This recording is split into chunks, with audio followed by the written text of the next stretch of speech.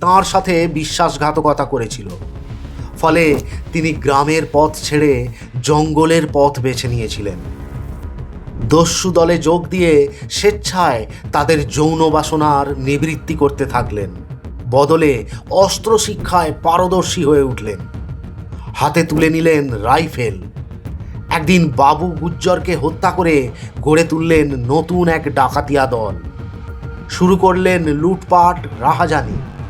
গ্রামে গ্রামে হানা দিয়ে ধনী জমিদারদের সম্পদ ছিনিয়ে দরিদ্রদের মাঝে দিলেন বিলিয়ে। ধীরে ধীরে একাধিক দলকে সংগঠিত করে তৈরি করলেন এক বৃহৎ দস্যু দল। আর সেই দলের নেতৃত্ব দিতে শুরু করলেন একজন মায়ের মতো করে। পরিণত হলেন কুখ্যাত এক দস্যু রানীতে।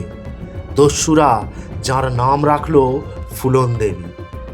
এক বিস্তৃত গ্রামের ধুলোমাখা গর্ভ থেকে উঠে এসে যমুনা আর চম্বল নদীর মাঝে ঘন অরণ্যে ঢাকা সেই গভীর গিরিবর্তে জন্ম হলো এক কিংবদন্তির।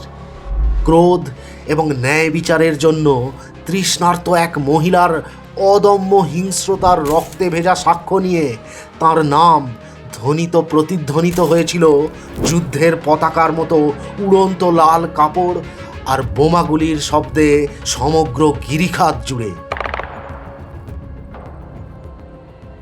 বহু বছর পর এক বুক যন্ত্রণা, ক্রোধ আর আক্রোশ নিয়ে ফিরে এসেছিলেন সেই বেহেমাই গ্রামে, যেখানে তার হারিয়ে যাওয়া শৈশবে এক নিষ্ঠুর পৃথিবী তার সাথে বিশ্বাসঘাতকতা করেছিল।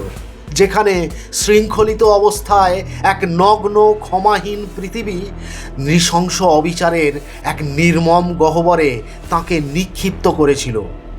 তাকে বন্দি করে তার প্রস্ফুটিত যৌবনে নারকীয় এক পাশবিক নির্যাতনের পর ক্ষমতাবান যোদ্ধার প্রভুরা একসময়ে যে আবর্জনার স্তূপে টান মেরে তাকে ফেলে দিয়েছিল, পরিত্যক্ত সেই ছাই থেকে জ্বলন্ত ফিনিক্সের মতো তিনি ফিরে এসেছিলেন তার প্রতিটি শিরায় শিরায় প্রতিশোধের চেতনা নিয়ে।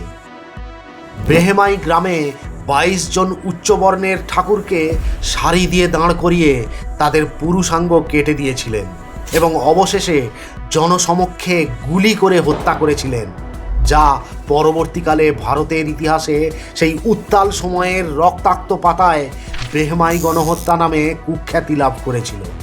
সেই সাথে চম্বল নদীর গিরি উপত্যকা থেকে সারা দেশ জুড়ে অপ্রতিরোধ্যভাবে এক ভয়াবহ ত্রাস ছড়িয়ে পড়েছিল, যার নাম ছিল ফুলন দেবী।